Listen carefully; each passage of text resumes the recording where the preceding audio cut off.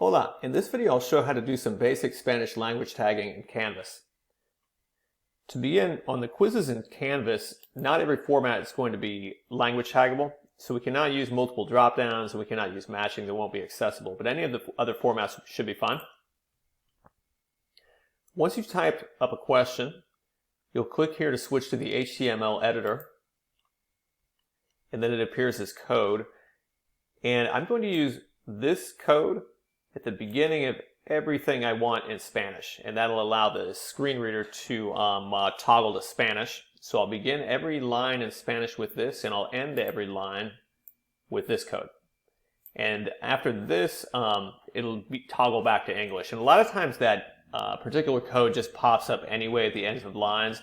Now, if you have a whole paragraph, it may be possible to just use this code at the beginning of it, and then you might not see this until the very end, but you might well see it. So I think it's usually best to, after you've made your tags, go back to rich text, and then go back again, and then you can check it to see if there were any changes, which, to be honest, it was I found it to be somewhat unpredictable, and I just basically had to learn through trial and error how it was going to function in some cases. A lot of times you'll see this at the end of every line, whether or not you add it, depending. But this line, for example, has English and Spanish in it, so I'll use that code at the beginning of the Spanish me gusta, and then it was glossed with the English word that. So you can see I have this here to toggle it back to English, and then it goes back to Spanish, so that's why I have this tag here, and then at the end of it we have this again to close it out. So there's probably a lot of other ways you can do that, but basically that's all I've done just to do basic tagging. This code at the beginning of every phrase in Spanish, and this code at the end. And again, every time I would finish, I would toggle back to rich text, and I would double check it to make sure everything looked okay, because there was occasions in which things would move around and I'd have to edit it.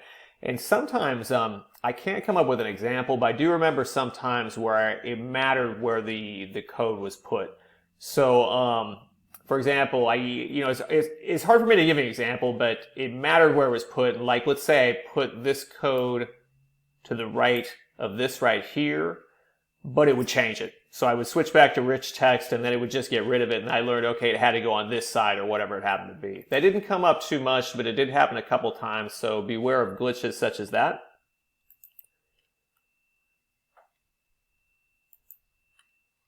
Okay, I want to show how to code for multiple choice answers.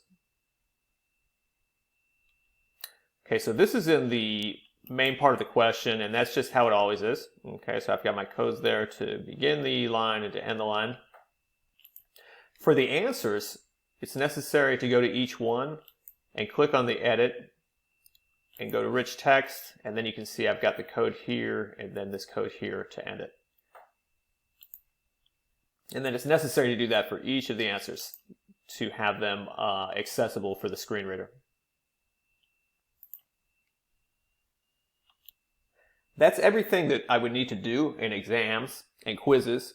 Let's take a look at announcements.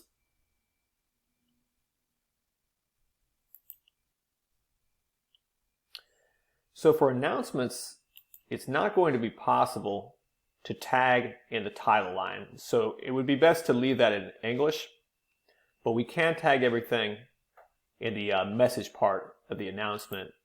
So I would just go here and then add my tags wherever I need them for any Spanish that I might have, and save it, and that would be it.